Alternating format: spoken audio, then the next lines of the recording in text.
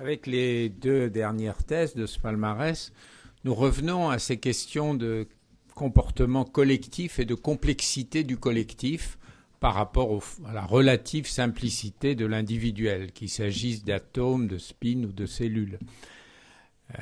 Ici, il s'agit d'un collectif de macaques, d'une société de macaques observée par un éthologue, finalement, pour comprendre ces comportements collectifs.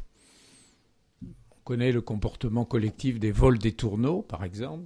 Vous citez dans votre thèse, qu'est-ce qui fait qu'un vol continue à voler de façon compacte? Est-ce qu'il y a un chef? Est-ce que ce sont, comme vous allez nous l'expliquer, des actions entre proches voisins? Cette sorte d'intelligence collective qui conduit à un comportement facilement observable, comment est-elle engendrée? Quels en sont les déterminants? Peut-on agir sur elle?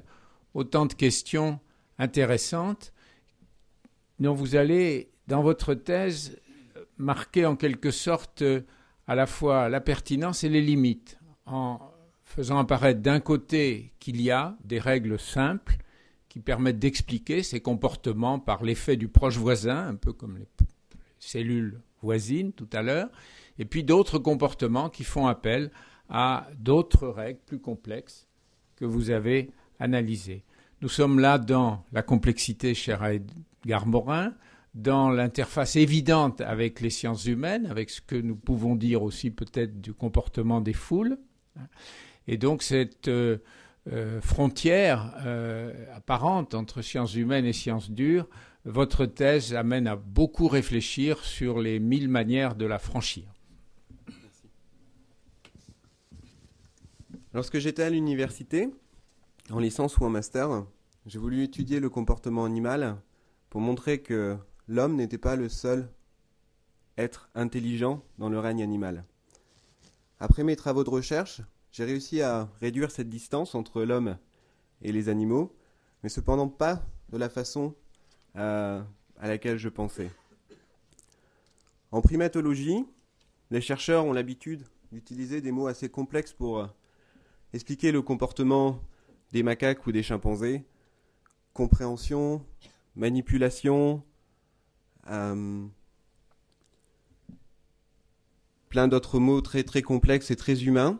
Et cependant, il y a une autre hypothèse qui est la parcimonie, le rasoir d'Occam. Comme le disait Einstein, nous devons expliquer les choses simplement. Et chez les macaques, j'ai montré qu'il y avait des comportements complexes, des comportements de vote. Les animaux vivent collectivement, ils doivent rester en groupe, mais parfois, ils ont des motivations différentes. Les individus veulent aller dans une direction, d'autres individus veulent aller dans une autre direction. À ce moment-là, chez les macaques, il va y avoir une sorte de comptage. 3 individus veulent aller à droite, 4 individus à gauche. On va alors répondre à un quorum et choisir la majorité. J'ai réussi à expliquer ce comportement en utilisant des règles simples de quorum, d'amplification, de seuil. Et ces comportements de vote n'existent pas simplement donc chez l'homme ou chez les macaques, mais il y a aussi des comportements similaires chez les abeilles, avec la danse des abeilles, chez les fourmis ou chez les poissons. Et les mêmes règles simples s'appliquent. Il y aurait donc une homogénéité, une parcimonie au niveau des règles de décision collective, quelle que soit l'espèce animale. Et c'est quelque chose de très important au niveau des recherches qu'on a menées. Et je n'aurais pas pu mener ces recherches sans l'aide et le soutien d'Odile Petit et de Jean-Louis de Neubourg. Odile Petit est une primatologue qui a eu l'idée d'essayer, au lieu de chercher d'une façon complexe les comportements, d'aller voir Jean-Louis de Neubourg, qui est à la base un chimiste et un physicien, qui a appliqué les règles simples, tout d'abord chez les fourmis. Et je me suis retrouvé au milieu de cette interaction, et nous avons pu montrer que, justement, chez des individus qui semblent complexes par leur comportement ou par la relation sociale, on a quelque chose de simple.